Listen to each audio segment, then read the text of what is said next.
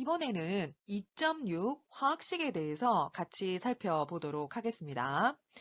화학자들은요, 2.6에서 이제 소개드리는 이 화학식을 이제 사용을 해서 분자라든지 이 이온결합 화합물에 대한 그 조성이죠. 이 조성을 화학기호로 나타내서 사용을 하고 있습니다. 그리고 여기서 이제 조성이라고 하는 것은 무엇을 의미하냐면 존재하고 있는 이 원소뿐만 아니라 집합된 이 원자의 비율을 의미하고 있어요. 자, 그러면 이 화학식이란 무엇인지 다시 한 번 더 정리를 하도록 하겠습니다. 자, 화학식이라고 하는 것은 분자나 이 이온결합 화합물의 이 조성을 자, 무엇으로, 그쵸? 기호로 나타낸 것을 화학식이라고 한다. 이렇게 정리해 주시면 되고, 이 화학식에는 여러 가지 종류가 있어요. 그래서 우리 책에 지금 소개되고 있는 것은 뭐가 있습니까? 분자식, 또 뭐가 소개되나요? 구조식, 그리고 실험식. 자, 이러한 형태의 화학식이 있어요. 자, 그럼 먼저 분자식이란 무엇인지 그 의미부터 한번 볼게요. 자, 분자식이라고 하는 것은 한 물질의 가장 작은 단위에 있는 각 원소의 자, 무엇을, 그쵸? 원자 개수를 정확하게 표현해서 나타낸 식. 이게 바로 뭐다? 분자식이다.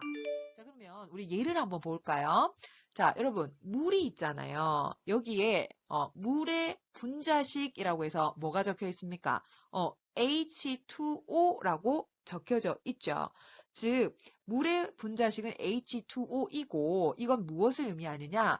자, 물은 수소와 산소로 이루어져 있고 여기 아래 보시면 이제 아래 첨자가 있어요. 자, 2라고 적혀져 있죠. 수소에. 이것은 수소가 몇 개? 2개. 그리고 아래에는 아래 첨자가 없죠. 이거는 아래 첨자가 생략된 겁니다. 뭐가 생략된 거냐면 1이. 그러니까 1은 생략합니다.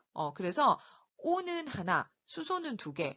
즉, 물 한 분자에는 단 한 개의 이 산소 원자가 있고 수소는 2개가 있다. 그래서 1은 어떻게 한다? 분자식에서 생략해서 쓴다. 라고 생각을 해주시면 됩니다. 따라서 이 분자식은 결론적으로 한 물질의 가장 작은 단위를 표현한 것이고 이 분자식에는 원자의 개수가 정확하게 표현되어 있는 식이다 라고 생각을 해주시면 됩니다. 자, 그리고 여기 이제 O2는 뭘 나타냅니까? 산소를 의미하고요. 오존은 O3입니다.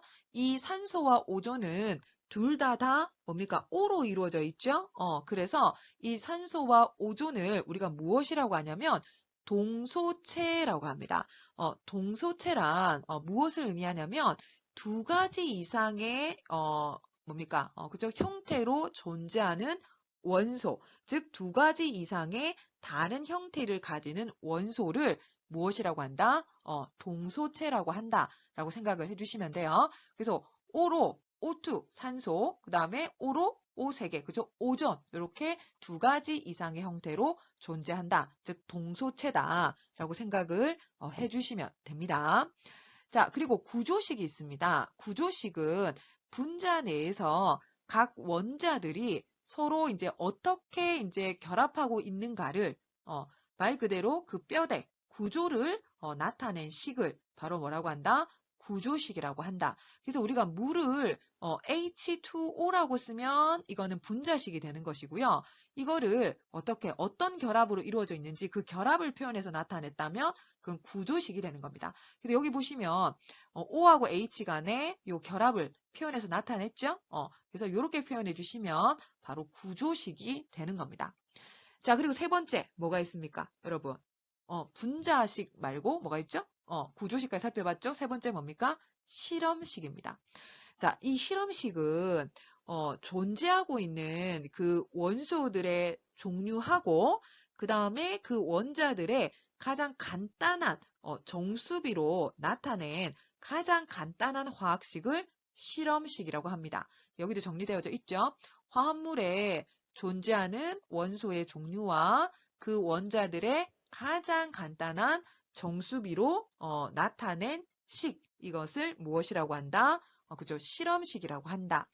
자, 여기 이제 과산화수소 한번 볼까요? 자, 과산화수소를 보시면 수소하고 산소가 비가 어떻게 됩니까? 2대 2죠?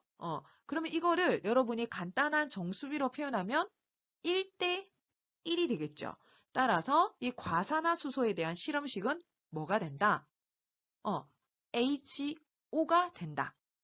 그리고 하이드라진 역시도 여러분이 가장 간단한 정수비로 표현할 수가 있죠. 그러면 1대2로 표현이 될 수 있다. 이렇게 정리를 여러분이 해주시면 됩니다.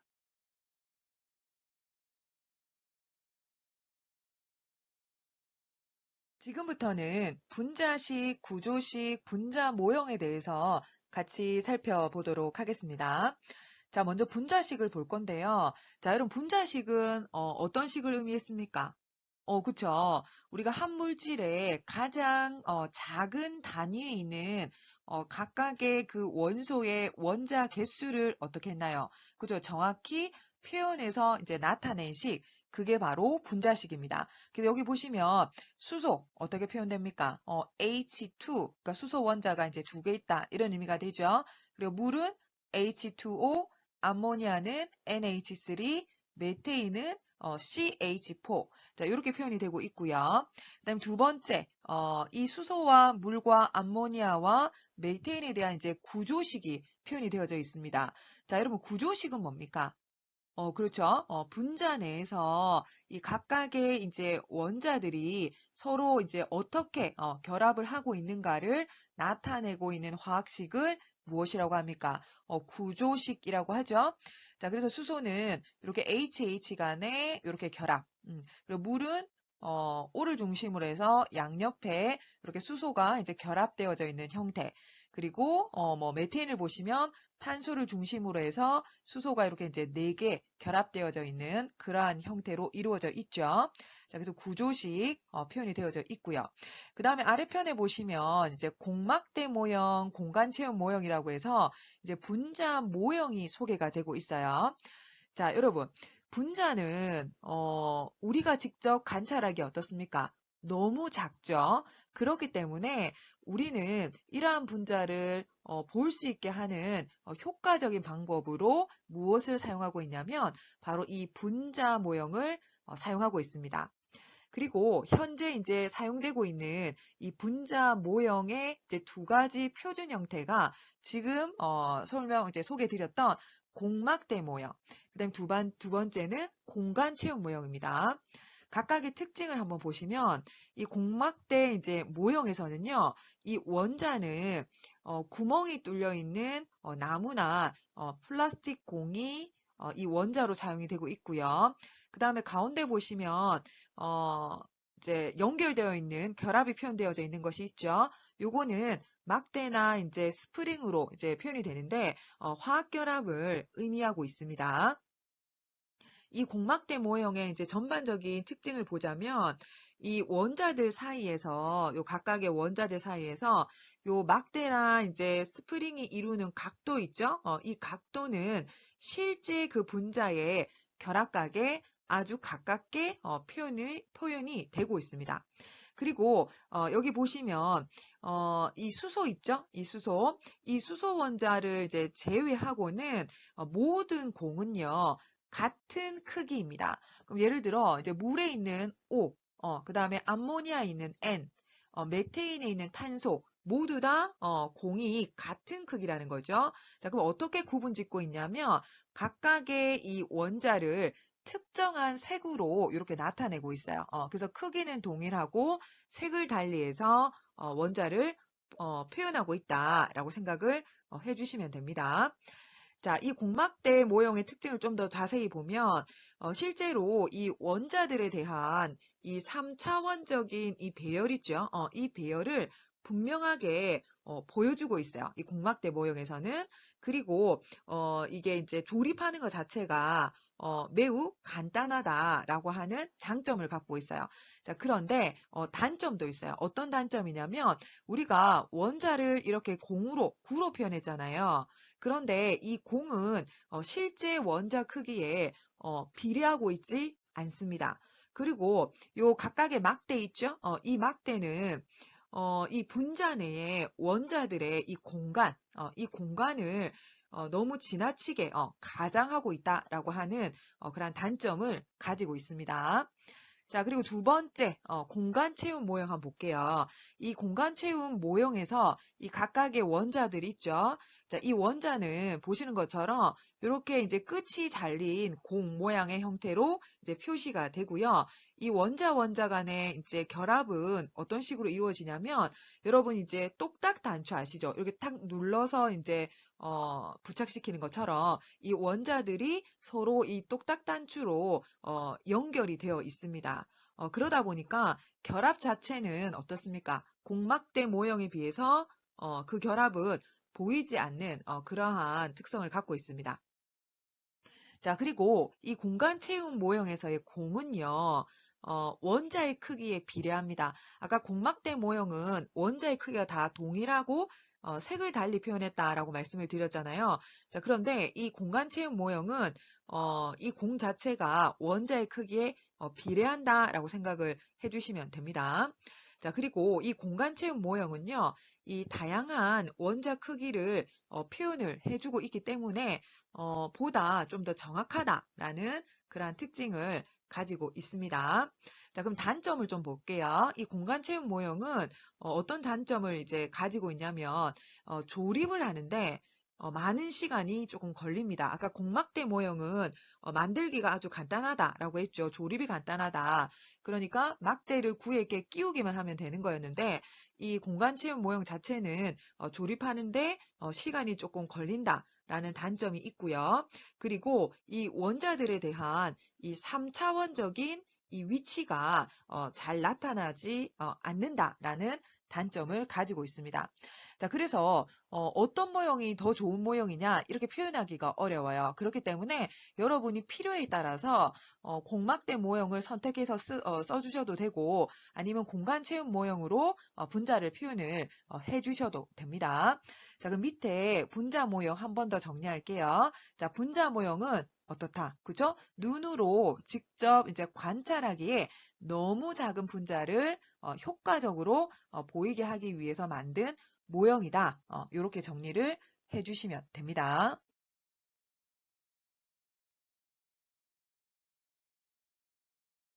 이번에는 예제 2.2 같이 풀어보도록 하겠습니다. 자, 문제부터 볼게요.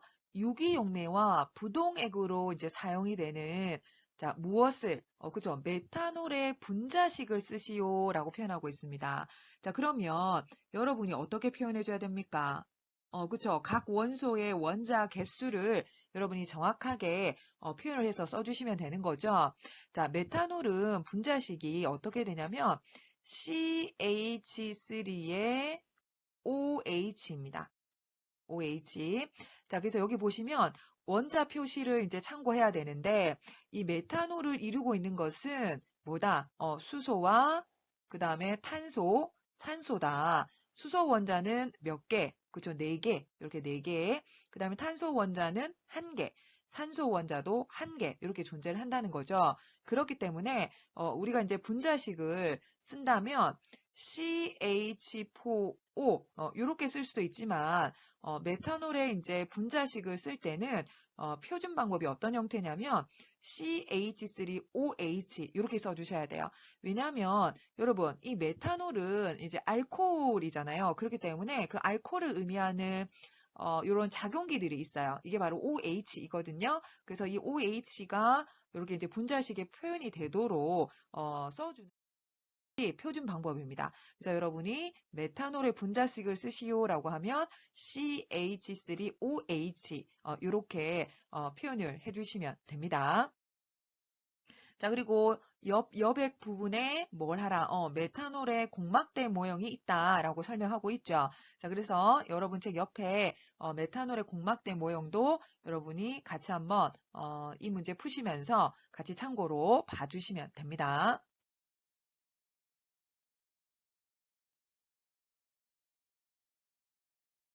이번에는 예제 2.3 같이 한번 풀어보도록 하겠습니다. 자, 문제부터 볼게요. 다음 분자들의 자, 무엇을 쓰시오? 실험식을 쓰시오. 자, 그럼 A번부터 한번 볼까요? 금속을 용접할 때 이용이 되는 아세틸렌. 자, 아세틸렌은 탄소 2개에 수소가 2개 있죠? 즉 2개의 수소 원자가 있습니다. 자, 그러면 아래 첨자를 무엇으로 나눠주면 될까요? 그렇죠? 2로 이렇게 나눠주게 되면 아세틸렌에 대한 실험식은 뭐가 된다? CH가 된다. 이렇게 표현을 해주시면 되겠죠? 자, 그리고 B번 볼까요? 자, B번은 혈당으로 알려져 있는 글루코스.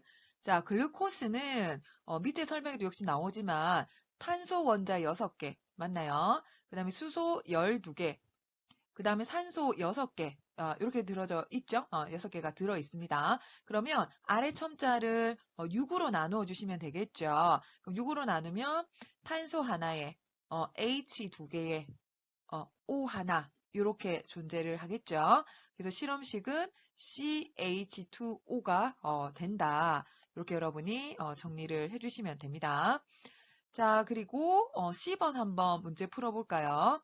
자, 마취제로 이용되고 휘핑크림용 거품제로도 사용되고 있는 아산화질소. 자, 이거 어떻게 표현해야 되겠습니까? 여러분, 여기 N2O잖아요. 이거는 이미 가장 작은 정수로 표현이 되어져 있는 거기 때문에 요거는 어떤가요? 그쵸? 실험식과 분자식이 동일한 형태입니다. 그러니까 실험식을 쓰시오 하면 그대로 N2O로 여러분이 표현을 해주시면 됩니다.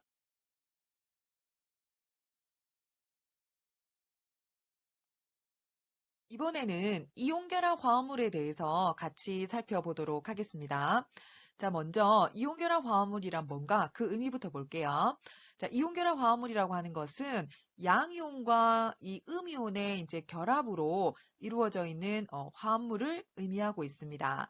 자, 그렇다면 이 이온결합 화합물은 이제 어떤 특징이 있는지 이제 하나씩 여러분이 살펴볼 건데 우리 책의 첫 번째 이제 소개하고 있는 내용이 어떤 의미냐면 자, 이온결합 화합물은 어떻게 표현되어 있습니까? 그쵸? 분리된 분자 단위로 되어 있지 않다.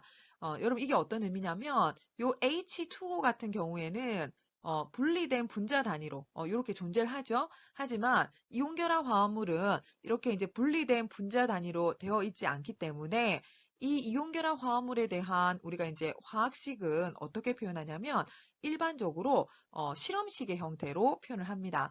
다르게 이야기하면 이 이온결합 화합물의 이 화학식은 무엇과 동일하다?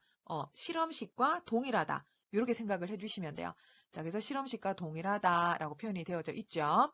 자, 그리고 이제 두 번째 특징을 보시면 이 이온결합 화합물은요, 전기적으로 중성입니다. 자, 여기 보시면 양이온과 음이온의 전하의 합이 0이다 라고 적혀져 있죠. 0이라는 것은 정기적으로 중성이다 이런 의미가 되고 이렇게 중성이 되기 위해서는 양이온과 음이온의 비가 1대 1이어야 되겠죠. 그렇게 돼야 전하의 합이 0이 된다라고 생각을 해주시면 됩니다. 자, 그리고 세 번째 특징 보시면 이 이온결합 화합물의 이제 화학식에는 양이온과 음이온에 대한 전하를 나타내지 않습니다. 즉, 여기 이제 NaCl이라고 하는 얘가 하나 나와 있죠. 실제로는 Na 플러스의 뭡니까? Cl 마이너스이잖아요. 그런데 이 이온결합 화합물의 화학식을 쓸 때는 이 전하 플러스와 마이너스를 나타내지 않고 사용을 하고 있습니다. 그래서 그냥 NaCl 이렇게 여러분이 표현을 해준다라고 생각을 해주시면 됩니다. 자, 그러면 이제 그림 2.12를 같이 한번 볼게요. 자, 2.12는 이제 NaCl에 대한 이제 결합의 형태라든지 실제로 이제 NaCl 결정, 자, 요거를 이제 표현을 해주고 있는데요. 자, 첫 번째 그림 한번 같이 볼까요? 자, 여기 이제 구가 작은 구랑 큰 구가 있어요. 맞나요? 이 작은 구는 무엇을 나타내냐면 양이온을 의미합니다. 따라서 Na 플러스가 될 것이고요. 큰 구는 음이온을 나타냅니다. Cl 마이너스. 자, 이렇게 표현이 되어져 있는데 안에 우리가 이제 둘러싸고 있는 개수가 이제 어떻게 돼? 이온의 개수가 어떻게 되는지 한번 볼 건데 자, 여기 Na 플러스를 중심으로 해서 Cl 마이너스가 몇 개 둘러싸고 있는지 한번 우리 세어보도록 할게요. 자, 몇 개 둘러싸고 있습니까? 한번 체크해 볼까요? 자, 여기 위에 하나, 둘, 셋, 넷, 다섯, 여섯. 6개 둘러싸고 있죠? 맞나요? Cl-이온이 이렇게 Na 플러스를 중심으로 해서 6개 균등하게 연결되어 있다라고 생각해 주시면 되고 둘러싸고 있죠. 또 반대로 Cl-이온 있죠. 이 Cl-이온도 마찬가지입니다. 이 Na 플러스 이온이 6개 둘러싸고 있어요. 그러면 Na 플러스 주변에 Cl-가 6개 둘러싸고 그 다음에 Cl- 주변에 Na 플러스가 6개 둘러싸니까 결론적으로 NaCl, 즉 염화 소듐의 실험식은 어떻게 되겠습니까? 그죠? NaCl이 되겠죠. 그래서 NaCl은 염화 이 소듐의 실험식이다라고 생각을 여러분이 해주시면 됩니다. 자, 그리고 다른 이 이온결합 화합물에 있어서도요. 실제 구조는 다를지 모르겠지만 이 이온결합 화합물의 이제 화학식에는요. 아까도 말씀드렸지만 이 양이온과 음이온에 대한 전하를 나타내지 않고 쓴다. 이게 여러분이 꼭 주의를 하셔야 되는 부분입니다. 그래서 한 번 더 이제 강조해서 조금 말씀을 드릴게요. 그래서 나타내지 않는다라고 생각을 해주시면 되고요. 그리고 이 이온결합 화합물은 이제 전하의 합이 제로라고 했잖아요. 따라서 정기적으로 이 중성을 유지하기 위해서 이 각각의 이 화학식 단위에 있는 이 양이온과 음이온의 전하의 합이 어떻게 된다? 0이어야 한다. 만약에 이 양이온하고 음이온의 전하가 만약에 수치적으로 이제 다르다. 우리 지금 NaCl은 똑같죠? 플러스 1, 마이너스 1 동일하죠? 그런데 그렇지 않은 경우도 있습니다. 이렇게 다르면 여러분이 정기적으로 중성이 되게 하기 위해서 그 숫자를 달리 여러분이 이제 표현해서 써주셔야 돼요. 그거는 뒤에 가서 여러분한테 다시 한 번 더 설명을 드리도록 하겠습니다.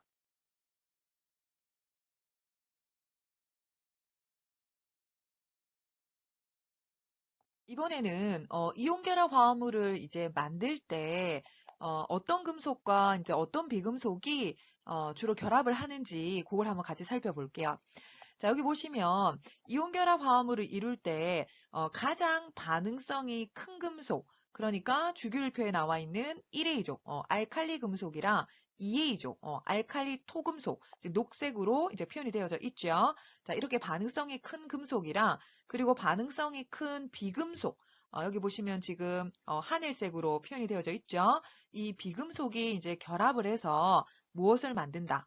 이온결합 화합물을 만든다. 이렇게 여러분이 생각을 해주시면 됩니다.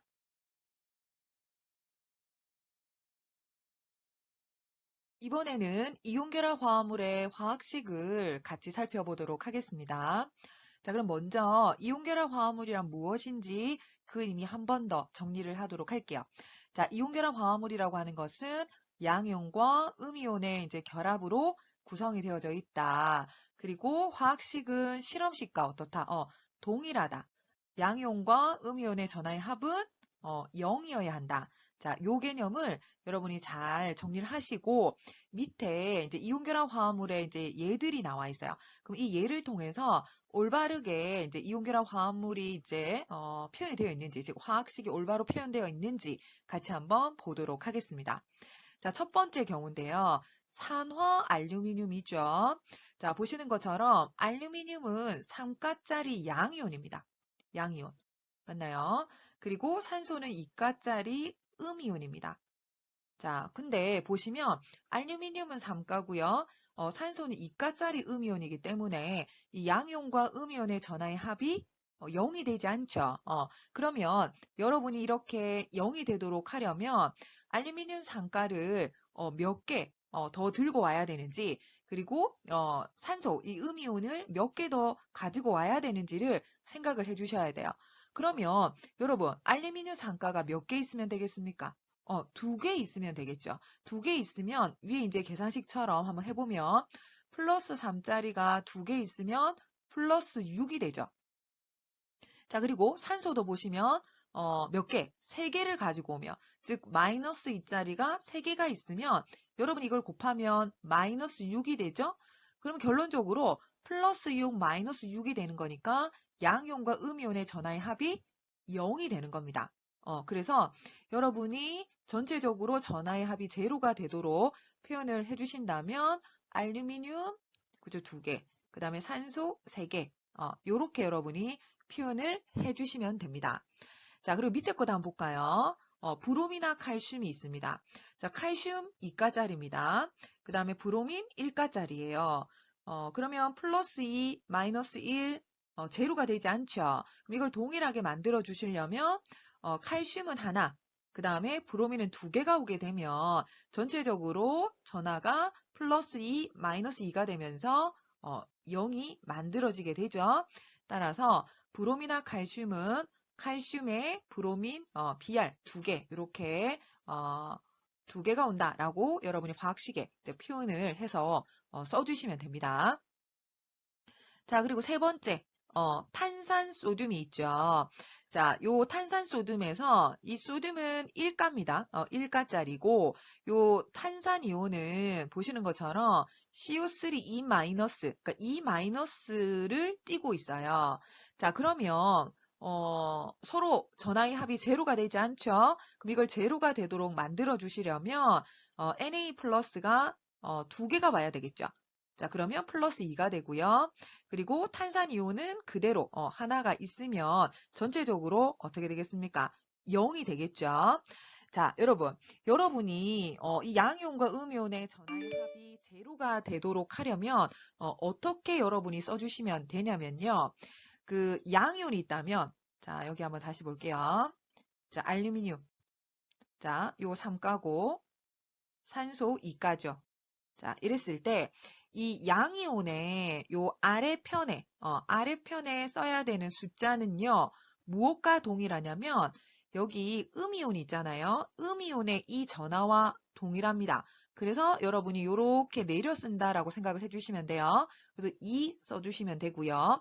그리고 요 음이온의 아래에 쓰는 숫자는요, 이 양이온의 이 전하와 같습니다. 그래서 내려 쓴다라고 생각을 해주시면 되죠. 그러면 3이 되는 거죠. 그래서 산화 알루미늄은 Al2O3. 그래서 다시 정리해 볼게요. 양이온의 이렇게 아래에 쓴 숫자는 뒤에 있는 음이온의 전하와 같고, 그래서 내려 써주시면 되고, 그리고 음이온의 아래에 쓴 숫자는 양이온의 전하와 같다. 이렇게 생각을 해주시고 여러분이 내려서 써주시면 돼요. 자, 그런데 만약에 이제 전하가 수치적으로 같다.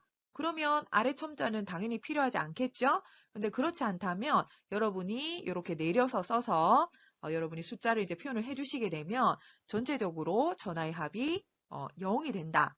이렇게 정리를 해주시면 됩니다.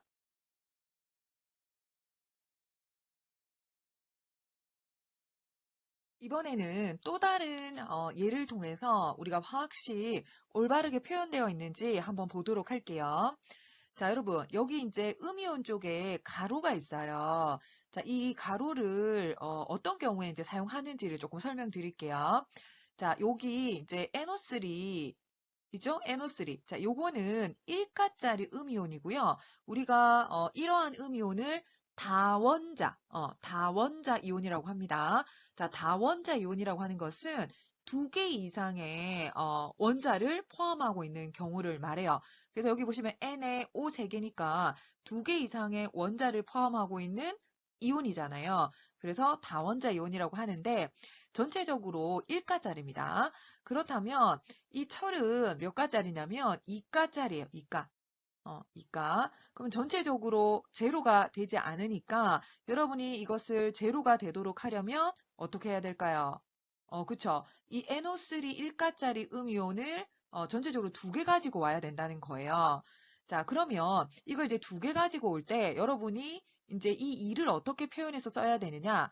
만약에 단원자 이온이다라고 하면 여러분 예를 들어서 F2 이렇게 써주면 돼요. 그러니까 밑에 이제 2라고 숫자만 써주시면 되는데 이렇게 이제 다원자 이온의 경우에는 여러분이 2를 쓰실 때 어떻게 해주셔야 되냐면 이렇게 가로를 써주시고 가로 바깥에 숫자 2를 써서 이 질산 이온이 2개 있다. 이렇게 여러분이 표현을 해주시면 돼요. 그래서 다원자 이온의 이렇게 개수가 늘어나는 경우에는 가로를 해서 여러분의 숫자를 붙여 사용한다라고 생각을 해주시면 되고요. 또 추가적인 설명을 드리면, 자, 우리가 지금, 여기 질산철이 이제 예로 나와 있는데, 사실은 철은요, 2가짜리, 지금 여기 소개되는 2가도 있고, 3가짜리도 있어요. 3가.